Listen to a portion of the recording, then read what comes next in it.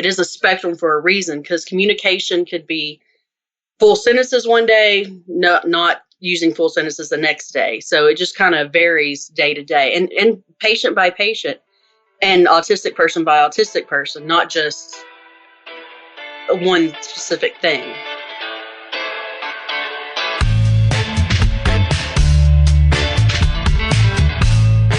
Clock in, scrub up, and join us behind the red line. You're listening to First Case, a perioperative podcast bringing you exciting interviews, engaging discussions, and innovative solutions that are changing the way patients receive surgical care. Each episode, we talk to frontline staff, perioperative leadership, and nursing entrepreneurs from across the country as they share their stories, experience, and expertise on the industry we love. From the back table to the boardroom, from wheels in to wheels out, we tackle the real-life issues affecting the OR. Whether you're tuning in for surgical service education or inspiration, we're glad you're here. And now it's time to roll back and start the first case.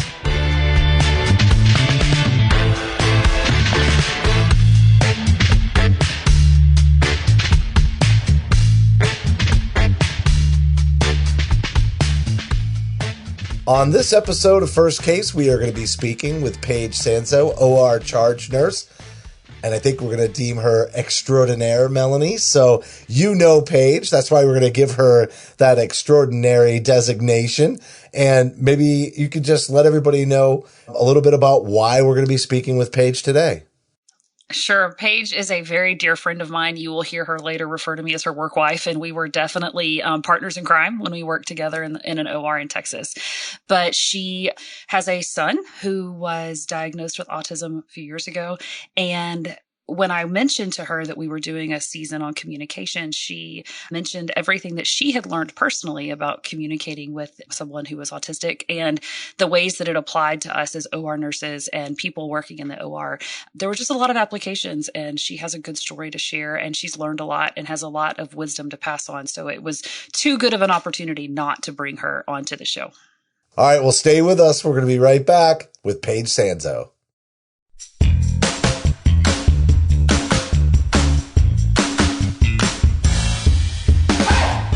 I'm Melanie Perry.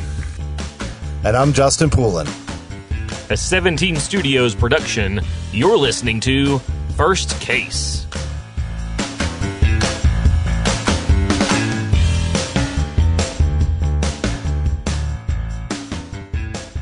All right, we're speaking with Paige Sanzo, OR charge nurse extraordinaire, and I want to welcome you to the First Case podcast. This whole season is about communicating not only with patients, but just all the different types of communications that are going on in the operating room.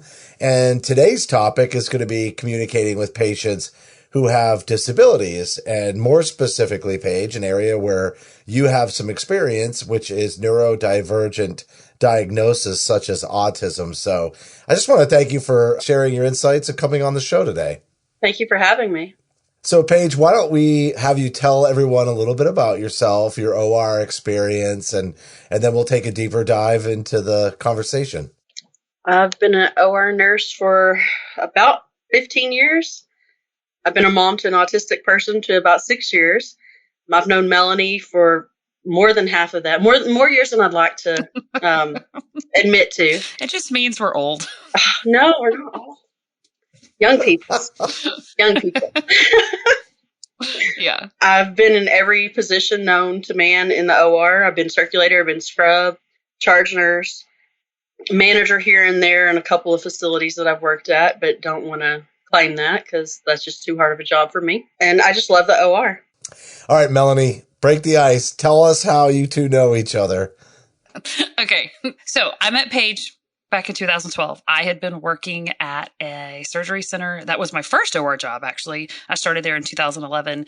And then 2012, maybe it was 2013. I don't remember the year, but I very vividly remember the very first time I saw Paige.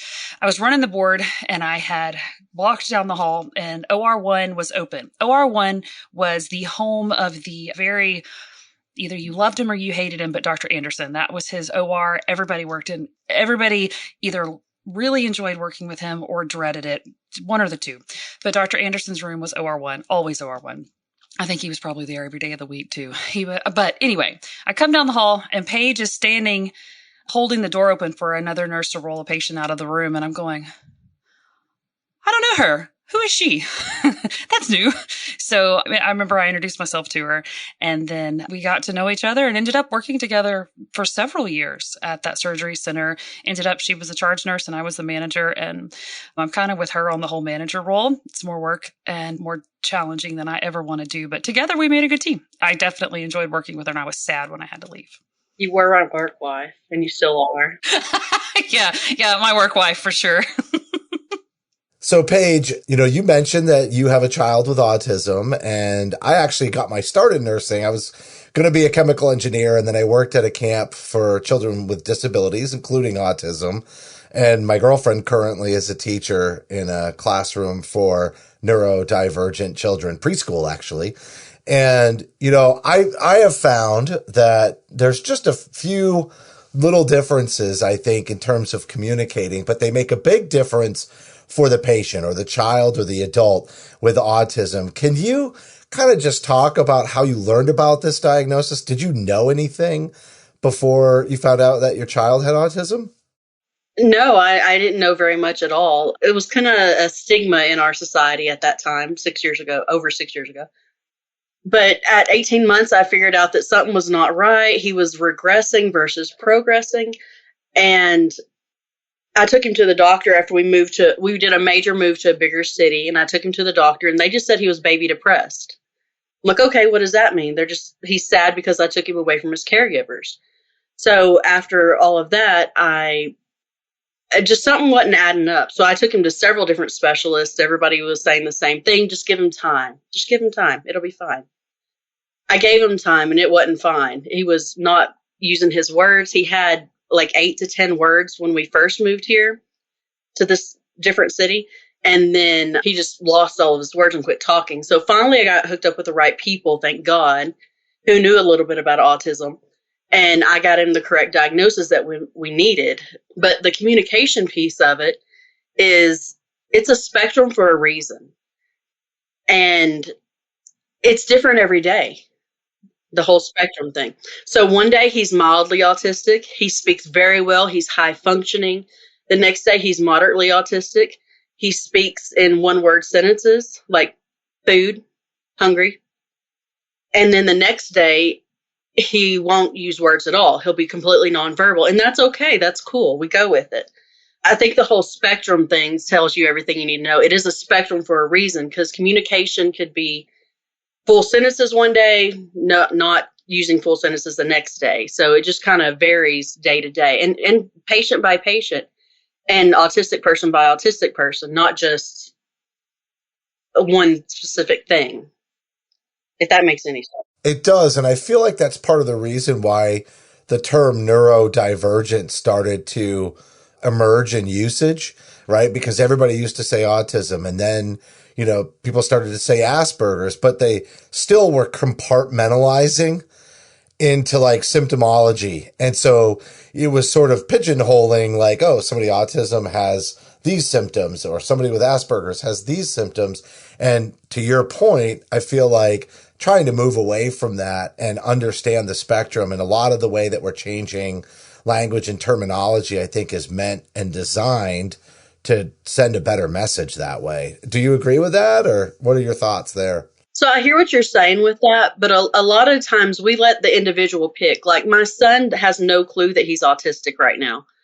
We even call him neurospicy because he is just so much fun, and he's just constantly being spicy in life. But we'll let him pick his own terminology when he gets older, or when he's ready to. And I know it is a spectrum, and different words trigger certain people, but it's just an individual thing. You have to look at the individual and say what works for them. What do they want to be called? Does he want to be called autistic? Does he want to be called neurodivergent? Because that is a better word. It's a fun word, and it's a true word. But what does he want to be called eventually? So, eventually he gets to decide on his own what he's called. So while we're talking about your son, and actually what triggered the idea for this conversation with in this whole season of communication was actually what you had learned through therapy when going to therapy with your son, and then also in your own experiences. But what have you learned about the unique needs that he has when it comes to communicating with him that you could share with us? Well, it changes day by day. In a medical setting, it changes as well. So we've gone to the hospital on more than one occasion. He's the typical boy. He likes to do dangerous things and scare his mama to death. Don't threaten him with a good time because he will do it. We've had more stitches than we would like to admit to. But, I mean, on a day-by-day basis, his language varies. And we have to decide on that day. He has to decide on that day what he wants to do. If he wants to be nonverbal, let's go for it. I'm game. I'll try to prompt him to use his words, but that's okay. If he doesn't want to talk to me that day, okay, good. Mama's game. Let's do this. I'm happy to make him comfortable in whatever situation he needs. In a medical setting, he goes very stoic. He gets very quiet. He will protest when he's scared about a situation, but often just kind of communicating with them. Okay, they're just going to take your blood pressure now, and it's just going to give your little arm a hug. And he's okay with it. Oh, I like hugs. Let's do this. And then, like, when they're going to take his temperature, he hates it with his ears, so he kind of puts his little shoulders up and kind of hides his head away. They're just going to take your temperature in your ear. No owies. I mean, it just varies based on what he needs at that moment. And I take my cues from him. I think that's good advice for us as nurses and other healthcare professionals when we're in an environment, say we're in pre-op or we're talking to our patients, and being aware of the patient who's in front of us, not just seeing a diagnosis or seeing a quote unquote problem or issue, but seeing our patient and taking our cues from them on how best we can communicate with them, and thinking too, how can I make sure that the words that I'm saying and how I'm explaining this is something that they can understand? Do you find when you are in these medical situations, and now I know your son is still very young, so I know that doctors and nurses will probably still direct questions to you, but do you feel like they ever look over your son and look directly to you instead and don't include him in the communication? Often, very much so. We had an experience with a very large nurse. He was probably like 6'5", 6'7". I mean, he was a very large man with a very deep voice. And he looked at me for everything. And then I asked him to kind of address my son and talk to him because he can answer a lot of questions for himself. Even though he is very young, he's 6 years old. A lot of things he can tell you. Where does it hurt? It hurts right here. I mean, I can give you a general description of it, but he needs to be the one to tell you because it is his body and it is his medical situation. I'm just there for support and to make sure my kid is taken care of. So what about do you have any, like, you just mentioned this particular instance, but do you have any other stories of times where you just got really good care and had a really good experience? Let's talk about the good first. So like, either with the ER or the pediatrician, surgery, something that was just really good and you felt like they treated your son and saw him, I guess. More times than not, they see him. They actually look at him, they communicate with him, they take care of him. And most of the time, I don't even mention that he's autistic until he does something very unusual, like him stimming or something, because he can communicate very well when he wants to. And I just kind of let him be the lead on that. But most of our experiences have been very great. Like he had surgery maybe a year ago, and that went really well. They talked to him. They did kind of know he was autistic because he was doing some very weird things, but they let him carry his little 2 stem objects that he keeps in each hand. And they said, you could have this when you wake up. And then they made sure when he woke up that they were right there for him. That's awesome. That's taking into consideration what he needs to be comfortable when he wakes up and to feel, what's the word I'm looking for? Well, you have to deliver when you say you're going to do something for them, you have to deliver. Autistic people or neurodivergent people often love a routine. And if you give them the first and then, this is going to happen first, but next or then we can do this. They expect that then to happen. And if it doesn't happen, they often lose control and get very upset with the situation. So remembering what you promised and following through on those steps, on that schedule, on that promise is one of the keys to really helping them Absolutely. be comfortable or reduce stress when they're Yes. in like an OR environment. Absolutely. So expectations really matter. How you set them, how you follow through on them, like very, very much, being consistent with those expectations and how you set them. I like that you said how you said them, because oftentimes when communicating with my son personally and his other little friends who are autistic that we hang out with and play with, how I say something could change the situation. So asking him, can you pick up these toys, may not mean anything to my son. So then I have to change my words to say, can you pick up this toy? Can you pick up this toy? Like one at a time, changing my sentence structure to a whole different sentence, even though they're doing the same thing, could mean the world to them. They might get it a little better. I just want to expand that thought, though, because I know we are talking about communicating with our patients and making sure that we are communicating with them well, thinking about in pre-op, before we take them to surgery, when they're waking up from their procedures. We want to make sure that regardless of any diagnosis, regardless of maybe different ways to communicate, we still want to be communicating with them. However, sometimes that does also mean that we have to communicate with the person who is there with the patient as well, just due to communication issues or barriers. What does that look like? How do we best communicate with them? I know, Paige, you taught me a word, and you schooled me the other day on what words we're supposed to use when we talk to the people who come with autistic patients. So maybe we can start there, but then branching out into how best to include those people in those conversations. So first and foremost, it's usually called a caregiver, only because not all autistic people or neurodivergent people have a parent with them. They could have a sibling, they could have aunts, uncles, community appointed people with them. But how to communicate with them just depends on them. You ask them in the beginning. You kind of get as you walk into pre-op, you know this, Melanie, you kind of get a feel for the patient. If the patient's not looking you in the eyes, it's okay. And not everybody's comfortable with autism, neurodivergent. I mean, it still could be a new diagnosis. It could be an old diagnosis and you're just embarrassed about it. They're kind of old school thoughts. But you kind of take the word that they give you. So in my family right now, we use autism. He has autism. That's why he's kind of a little bit different. And I look my son in the face and I ask him the question that they just asked me to see if he completely understood or if he didn't understand it at all. So it's kind of just like individual based, and it looks different for everybody. I just know what my kid likes and what he does. But I've also taken care of a ton of autistic people. I'm usually the person they come get when there is an autistic person or neurodivergent person. And I kind of just take my cues from them and their caregiver. If their caregiver tells me this works for them, then I go with it. If you have a patient in pre-op who does not want to make eye contact, I know you mentioned that with your son, you will look him in the eye and you will talk to him, but he also has a good relationship with you. Obviously, you're his mom. You can do things with him that maybe the nurse in pre-op could not do with the patient that she just met. But is it something that we should try to get that eye contact, or is that just going to make that patient more uncomfortable? As we just accept whatever way they're communicating and just roll with it? Accept whatever way they're communicating with you and just roll with it. Never try to force the eye contact. It has been described to me as physically painful for them to make eye contact. And I do believe it, looking at my son trying to make eye contact. It can be taught, but it takes years.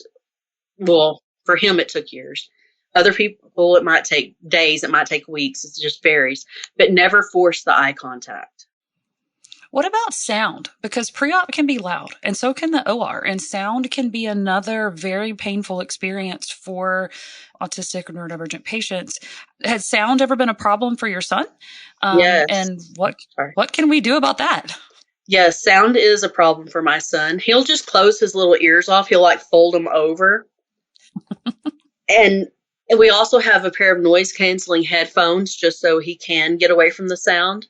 But even as a typical person, I don't like loud sounds either. So first, we probably should figure out why it's so loud in pre-op, whether it's people talking or whatnot, and maybe remind them that there's other patients if they're just shared curtains or whatever. But yes, have noise canceling headphones on hand, because if they forgot theirs at home and they're noise sensitive, offer them little headphones, or not little headphones, but headphones or just quiet the noise down if you can. That's a good suggestion, having noise canceling headphones, because sometimes with monitors or other things, maybe the particular sounds can't be silenced to a degree that's effective, but headphones is an easy solution to make a patient comfortable. It's interesting. I'd say, music for a lot of people is soothing, right? So maybe there's music in the headphones, but how do you take this uncomfortable, unfamiliar environment and, maybe for neurodivergent, maybe music isn't as calming, or what are some things that people can do to make that a more comforting environment since it's, can be new, and especially with children, when we're talking pediatric procedures, even more so, right?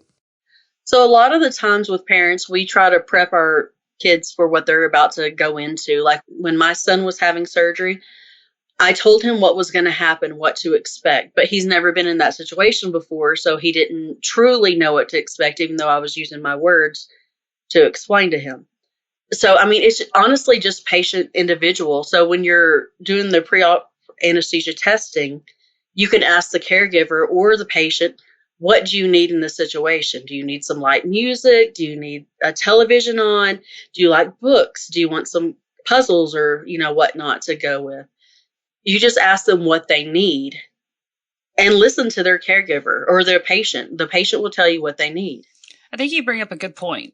Taking a lot of that into consideration in your pre-anesthesia testing, in that appointment that they have prior to coming to surgery, finding out what it is that is soothing, is calming to that patient, what makes them feel comfortable, what reduces stress, and actually having that available. Like you said earlier, following through with what you asked, but having it available, making that almost simple.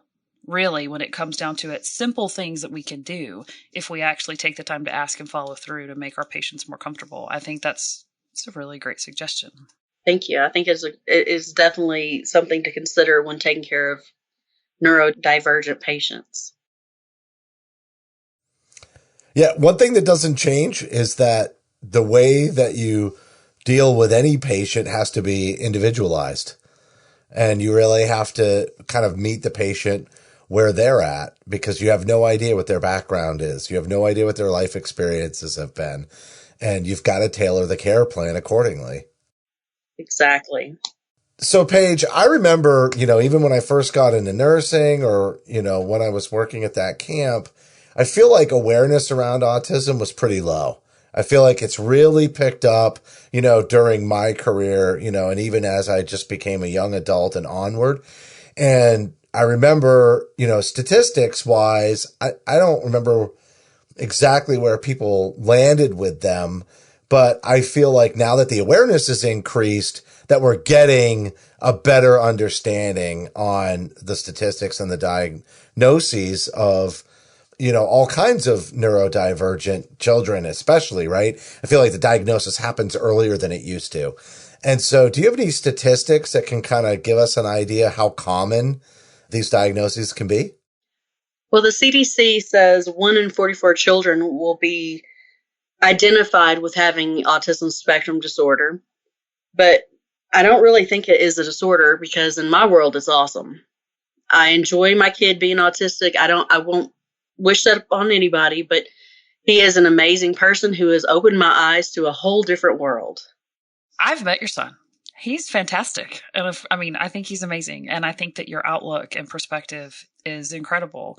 And I think having conversations like this helps other people realize not only the prevalence maybe of these diagnoses, but challenges their opinions and views of what living with this diagnosis might be like as well. And I think it's great to have that. I think it's great to have conversations like this.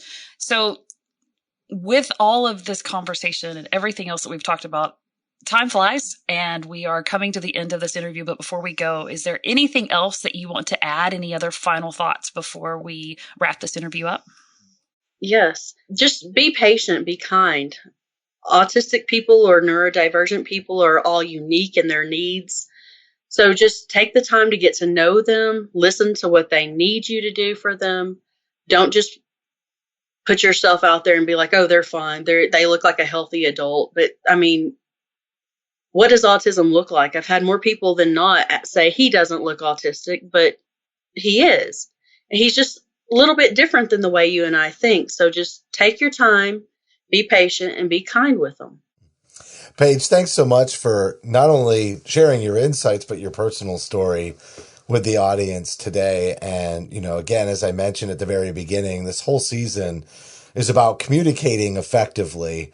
And I think you gave a lot of really, really great tips. But one that I think resonated with me the most was, speaking to, the neurodivergent person directly and not speaking through the caregiver, and making sure that communication, is direct to the patient that you're caring for. I just think that's my biggest takeaway. And I really appreciate you coming on the show. Thank you for having me. So listen to the patient, of course, because they are the patient, but the caregivers, especially in a pediatric, or depending on the severity, wherever they are on the spectrum, the more severe, you need to listen to the caregiver. Whatever the caregiver and the patient say, go. So if I need my son to get stitches versus Dermabond, he might need stitches because he's going to peel the Dermabond off and hand it to you, which he did. All the time, I think I hear something correctly, but it's part of the reason why I say back to somebody, and this is all in this theme of communicating, it's part of the reason I say back to somebody what I heard, because you know what? I might not have it right. I may not have it entirely right. And, I think just as you and I have kind of been wrapping up this interview, you've made some really important distinctions, in the way that I was even perceiving what you were saying. And so let me see if I can get this one kind of more right, which is the caregiver is very important, but you still want to involve and speak directly with the patient instead of through the caregiver entirely, and let the caregiver and the patient really help you understand what their needs are and incorporate all of them in sort of your pre-operative planning about how you're going to make sure that this is successful for everybody. That was said very well. I totally agree with that. Include both. All right, we have to stop. We have to stop the interview before. No, great. Honestly, Paige, I really appreciate that little extra step at the end. I think it really helped me understand better, and I think it really helped convey a very important message. And again, one of the key takeaways from the interview out to the audience. So thank you for being patient with me and helping me understand that distinction. I got to tell you, I really enjoyed this interview. Thank you. I've enjoyed it as well. It's not as scary as I thought it was going to be.